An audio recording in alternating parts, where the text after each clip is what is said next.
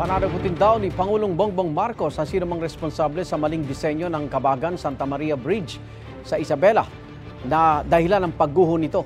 May unang balita si Ian Cruz. Believe me, we will find out who is responsible. Mali ng araw ang disenyo, binawasan pa ang pondo. Yan ang mga puna ni Pangulong Bongbong Marcos sa inispeksyon niyang Cabagan-Santa Maria Bridge sa Isabela na bumigay nitong February 27, wala pang isang buwan mula ng buksan. Who is responsible is basically who made the design. Because their design is poor. Dapat ang funding nito was supposed to be, ang project cost nito is 1.8 billion. So binawasan under 1 billion para makamura. Design is really weak.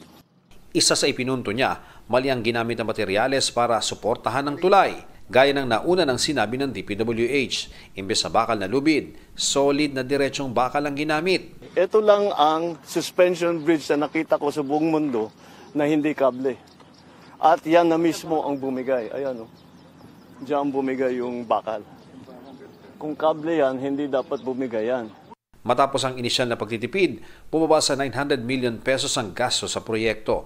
Pero dahil natuklas ang mahina, kinailangan itong i-retrofit, kaya umakyat din sa 1.2 billion pesos ang gastos. Bakit nag-refit? Nung nagko-construction pa lang, may nakita na gumagalaw, na mahina.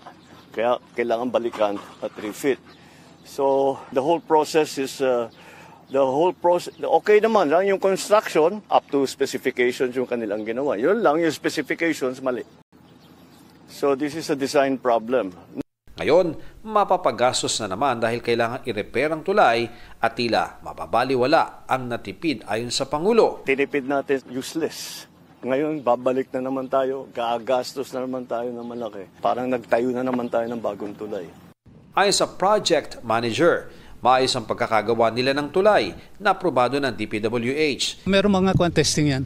So hindi ka makakalusot na maglagay ka na dyan na walang hindi dumaan sa quality control.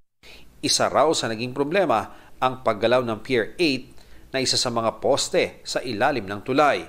Pero kasama yan sa mga na-retrofit. Ni-review uli ng isang third party consultant. And they come up the retrofitting works. Parang may tilting na nandun sa kuha na yan. I cannot further explain. Ayon din sa DPWH, hindi substandard ang mga ginamit na materyales. As to substandard, meron naman mga tests done during construction.